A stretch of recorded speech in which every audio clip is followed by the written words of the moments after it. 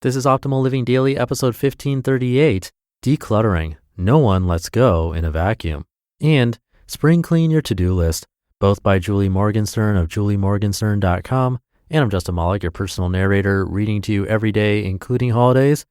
I'll keep this intro nice and short for today, so let's get right to it as we optimize your life. Decluttering. No one lets go in a vacuum, by Julie Morgenstern of juliemorgenstern.com. New Year's is a classic time for a fresh start, and the act of decluttering your space and schedule can help you make room for change. It clears space to think, energy to explore, and insight as to where to go from here. Yet we all know how hard it is to get rid of things.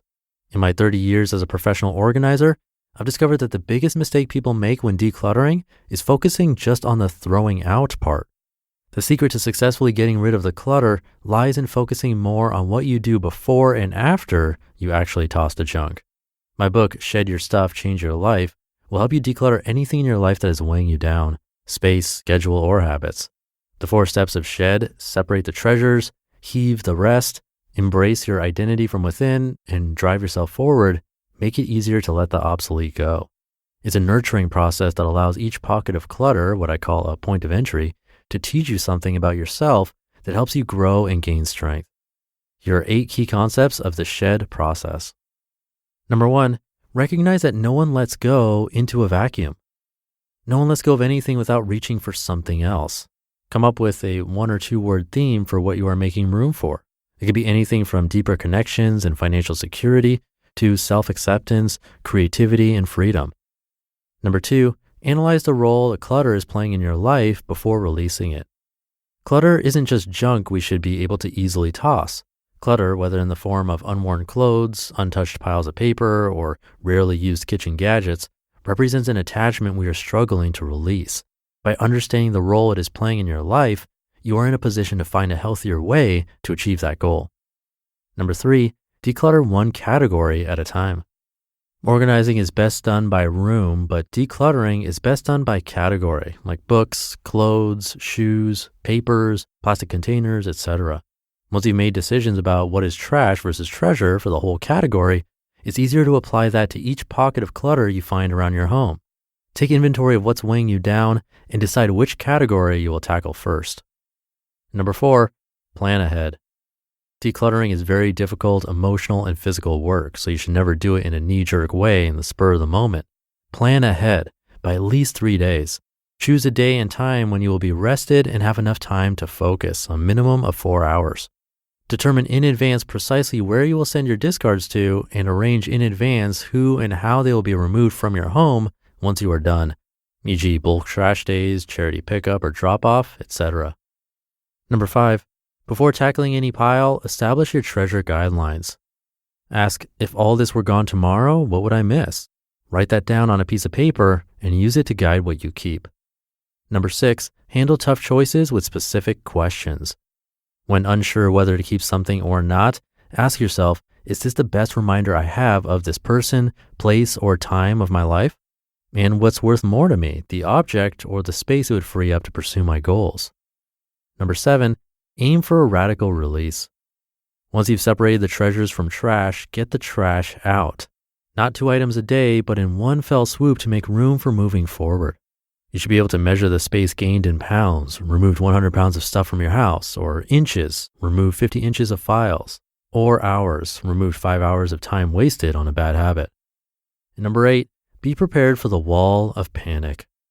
As you let go of things, you'll experience a moment, or 2 or 3, of panic or fear, wondering, who am I without my stuff? What do I do with all this empty space? Hang in there. The wall of panic usually passes within 2 to 3 days. Respond not by reaching for what you just tossed or rushing to fill the space with new things, but by embracing your identity from within.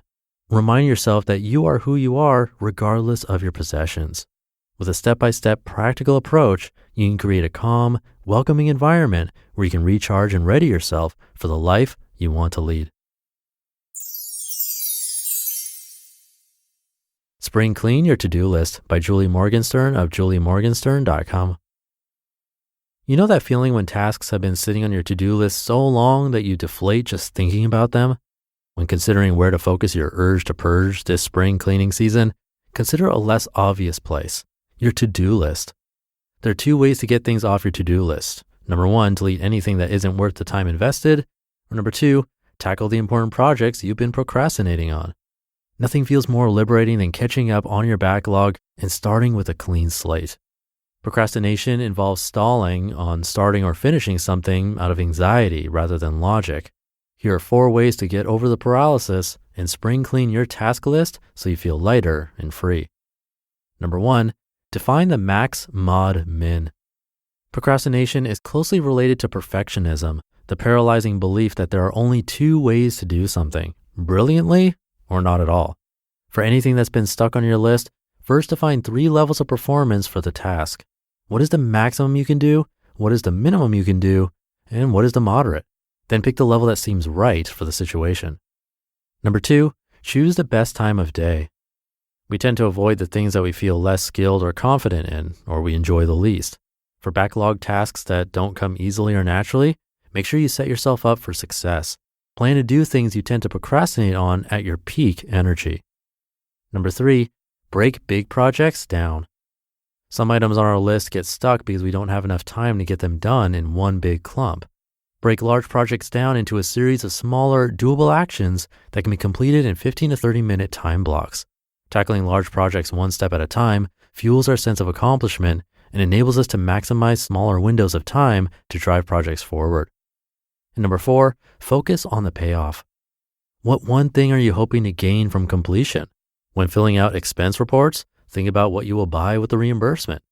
If you take your eye off the particular task and focus on the happiness you'll gain from completion, you can keep yourself moving forward.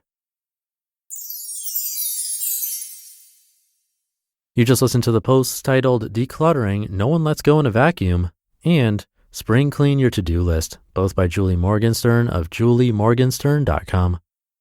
I'll leave it there for today. Hope you're having a great day, and I'll be back tomorrow where your optimal life awaits.